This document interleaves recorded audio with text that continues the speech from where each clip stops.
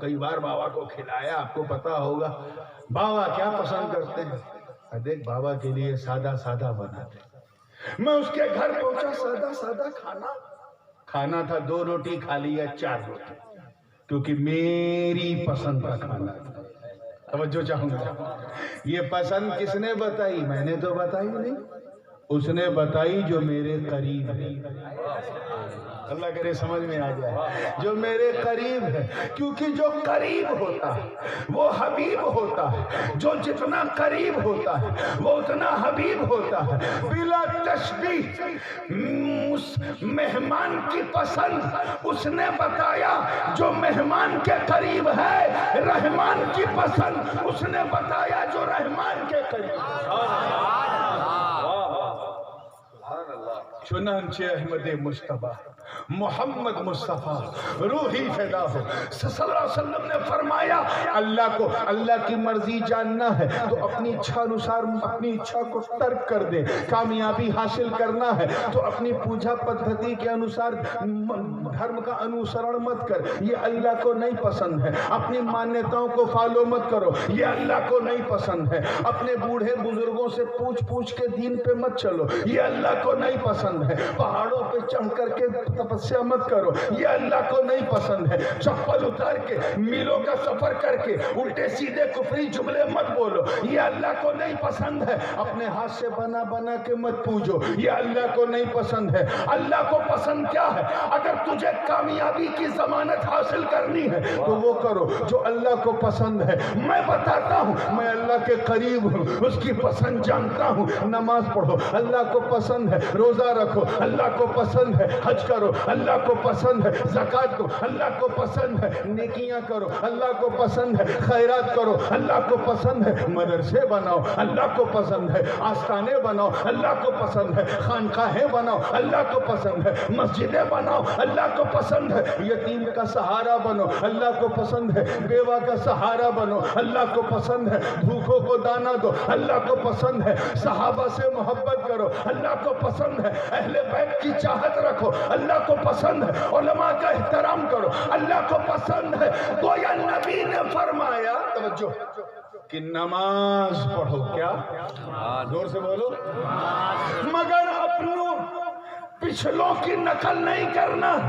صلو کما رأیتمونی اصلی، نماز ویسے ہی پڑھو جیسا مجھے پڑھتے ہوئے دیکھتے ہو، یعنی سجدہ ویسے ہی کرو جیسے میں کرتا ہوں، رکوع ویسے ہی کرو جیسے میں کرتا ہوں، قیام ویسے ہی کرو جیسے میں کرتا ہوں، قعدے میں ویسے ہی بیٹھو جیسے میں بیٹھتا ہوں، سلام ویسے ہی پھیرو جیسے میں پھیرتا ہوں۔ تجھے روزہ رکھنا ہے تو صرف اپواس مت کر، صرف بھوکا مت رہ، بلکہ سحری کر جیسے میں کرتا ہوں، افطار کر جیسے میں کرتا ہوں، کھانے پینے اور صحبت سے دور رہ جیسے میں رہتا ہوں۔ تجھے اگر حج کرنا ہے تو صرف پریکرما مت کر، بلکہ احرام پہن جیسے میں پہنتا ہوں، طواف کر جیسے میں کرتا ہوں، سعی کر جیسے میں کرتا ہوں، مینا مزدلفہ عرفات میں ٹھہر جیسے میں ٹھہرتا ہوں۔ گویا نبی نے فرمایا کہ اے میری ملت اجابت، اے مومنین، اگر کرنا تو میری طرح کر، میری ادا کو اپنا۔ ارے جب تو اپنائے گا تو میری سنت بھی ادا ہوگی، مولا کی عبادت بھی ادا ہوگی۔ نعرہ تکبیر، نعرہ رسالت، حضور تاج العلماء، خاندان اشرفیہ۔ اور یہی تیری کامیابی کی کنجی ہے، کیونکہ کامیاب وہ نہیں ہے جو اپنی اچھا سے دنیا میں رہے، کامیاب وہ ہے جو اپنی اچھا ترک کر کے مولا کی اچھا پہ چلے، وہ کامیاب ہے، وہ کامیاب ہے۔ عزیزان مکرم، یہ کسی کی اچھا نہیں کہ ہماری اچھا نہ چلے، لیکن جب بندہ گنہگاری کے دلدل میں دھسنے لگتا ہے، جب چاروں طرف سے بدکرداری، گنہگاری، زنا کاری، شراب نوشی عام ہو جاتی ہے، تو اس کا وعدہ ہے، بخاری و مسلم کی متفق علیہ حدیث حضور فرماتے ہیں پھر اللہ پاک ان پر وبائیں نازل کرتا ہے۔ پہلے بھی عذاب آتے تھے، اب وباؤں کی شکل میں آنے لگے، وبائیں ایک کے بعد ایک وبائیں آتی، تمہیں بیدار کرنے کے لیے۔ میں وبا پہ آؤں گا کیونکہ اسی وبائی ماحول میں جلسہ ہوگا، لیکن ایک چیز میرے دل میں مولانا اچانک آگے القاء ہو گیا کہ ادھر تو ہم اس کوشش میں ہیں کہ کامیاب ہو جائیں، کامیاب ہو جائیں، سکسیسفل ہو جائیں، چاہتے ہو نا؟ بالکل پکی بات ہے نا کہ یہاں سے کامیاب ہو کے نکلے، یہ ارادہ ہے۔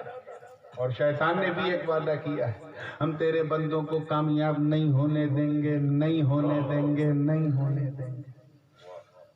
اے آدم، تیری وجہ سے میں جنت سے نکلا ہوں، کسی آدمی کو آسانی سے جنت میں نہیں جانے دوں گا، نہیں جانے دوں گا۔ ادھر وہ کوشش کر رہا، کبھی ہمارے عقیدے سے کھلواڑ کرتا ہے، کبھی ہمارے کردار کو الجھا دیتا ہے، ہمیں نفس امارہ کی لپیٹ میں ڈال دیتا ہے۔ اور اللہ کی شان دیکھو کہ اللہ نے اس امتحان گاہ کو نظر فریب بنا دیا۔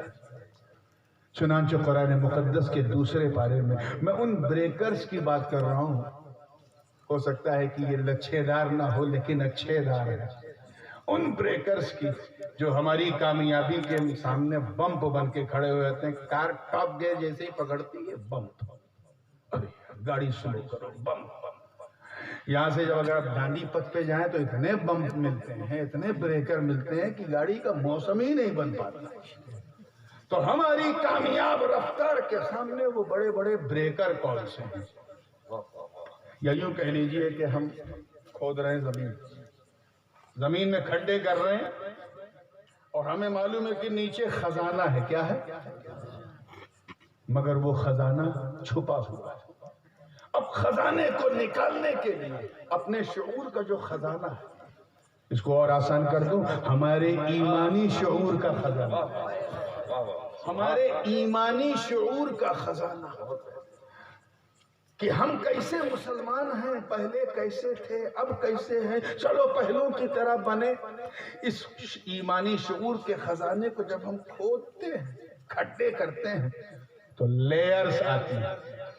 پتھر کی لیئر آ گئی، یا پتھر توڑو، وہ پسینہ نکلا، ایک ہفتے تک لیئر توڑتے رہے، توڑتے توڑتے پھر مٹی آئی، پھر کھودنے لگے، 2-3 کھدائی کے بعد پھر ایک لیئر آ گئی۔ وہی لیئر جو ہے وہ سب سے بڑے بریکر ہے، جس کے نیچے ہمارے ایمان کا خزانہ چھپا ہوا ہے۔ مسلمانوں، کامیاب ہونا ہے تو پہلے ان لیئرز کو صاف کرو تاکہ تمہارے ایمانی شعور کا خزانہ نکل سکے۔ اللہ پاک ارشاد فرماتا ہے، زُيِّنَ لِلنَّاسِ حب الشہوات من النساء والبنین والقناطیر المقنطرة من الذهب والفضة والخیل المسومة والانعام والحرث۔ یہ لیئرز ہیں، these are the layers۔ یہ بیچ میں موٹی موٹی پرتیں ہیں کہ جب ہم کھدائی کرتے ہیں تو وہ پرتیں آ جاتی ہیں۔ کیا؟ اللہ پاک فرماتا ہے کہ نظر فریب بنا دی گئی، دھوکے والی بنا دی گئی، اس دنیا کی بیوٹی کو لوگوں کے لیے نظر فریب بنا دی۔ لوگ اس دنیا میں آتے ہی آگے کا اسٹیشن بھول جاتے ہیں، لیکن نظر فریب بنا دی گئی اس دنیا کی سندرتا کو۔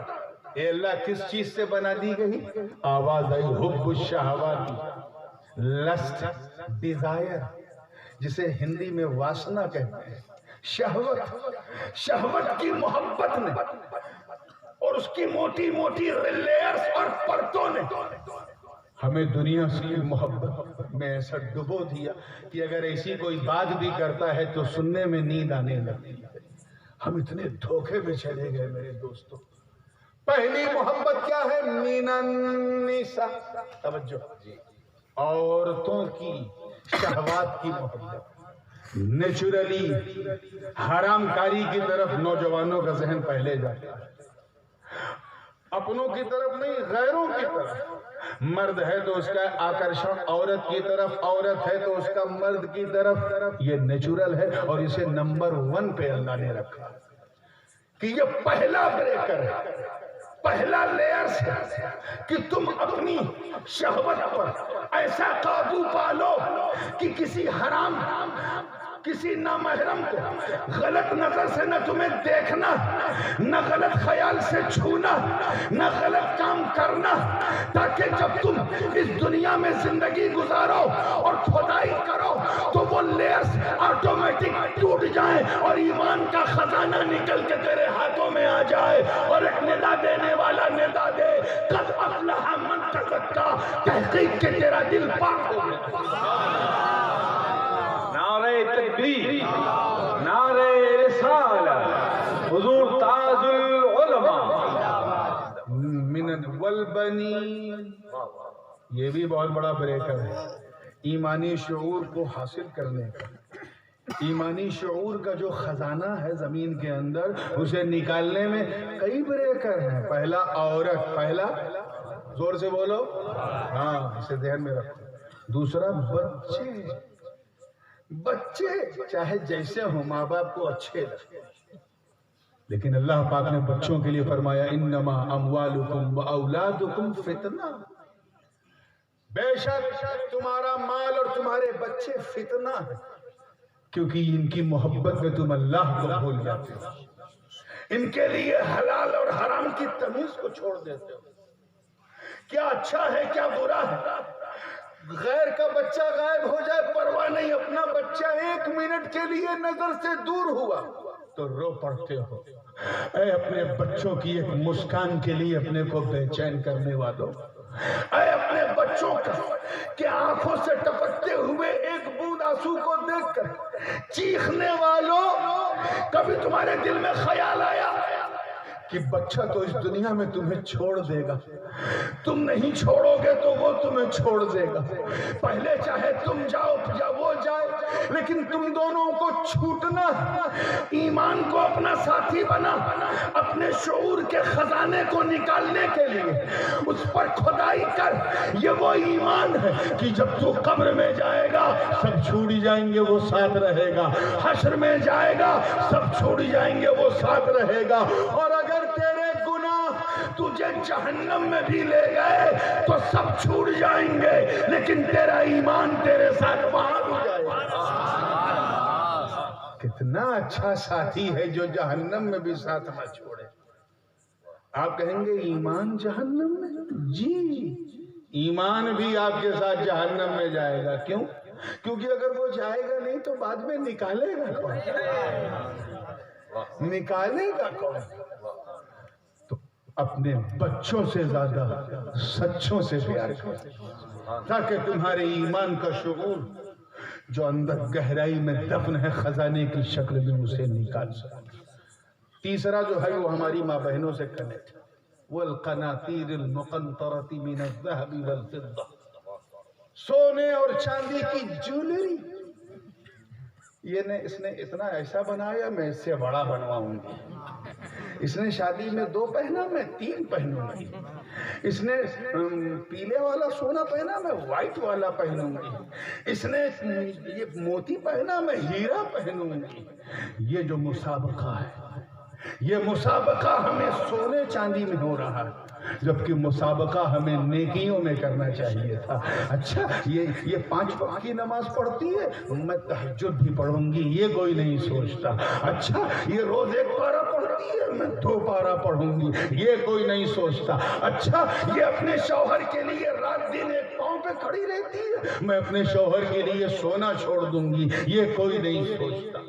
بلکہ سب اسی میں گم، اور انہیں پتہ بھی نہیں کہ سونے چاندی کی شہوتوں کی محبت اتنا بڑا بریکر بن کر لیئرز بنی ہوئی ہے، جب تک وہ لیئر ٹوٹے گی نہیں ایمان کا خزانہ تمہارے ہاتھ لگنے والا نہیں۔ چوتھا والخیل المسومہ، تمہارے خوبصورت سجے ہوئے گھوڑے۔ اس زمانے میں سجے ہوئے گھوڑے یہ سواری کا ایک بہترین کرائیٹیریا ہوتا تھا، جس کا گھوڑا جتنا شاندار اور سجا ہوتا تھا وہ اتنا پیسے والا کہلاتا تھا. آج کے ماحول میں اسے آپ تعبیر کر سکتے ہیں کاروں سے. تمہاری BMW، تمہاری مرسیڈیز، تمہارا جیگور، تمہارا بینٹلی، تمہاری رائل رائس ایکسیٹرا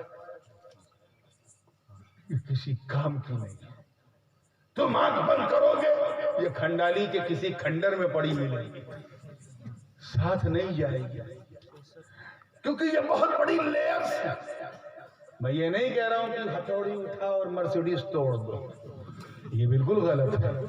بیٹھو اس پر، مگر اسے یوز کرو. کیا کرو؟ لو نہیں کرنا. ایک چیز ہوتی ہے یوز، ایک چیز ہوتا ہے لو. دونوں میں زمین آسمان کا فرق ہے. جس کو انسان یوز کرتا ہے اسے لو نہیں کرتا، ایسے ہی جسے لو کرتا ہے اسے یوز نہیں کرتا. مثال کے طور پہ میں کہیں جاؤں اور میں ٹیکسی یوز کروں، اور یوز کرتے کرتے اگر مجھے اس ٹیکسی سے لو ہو جائے تو کیا وہ ٹیکسی میری ہو جائے گی؟ میرے ابا کی ہو جائے گی؟ نہیں، وہ جس کی ہے اسی کی رہے گی. مجھ میں یہ گڑبڑی ہو گئی کہ میں نے اسے اپنا محبوب بنا لیا جس پہ میرا ادھیکاری ہی نہیں تھا، جس پہ میرا حق ہی نہیں تھا. اسے میں نے اپنی ملکیت سمجھا.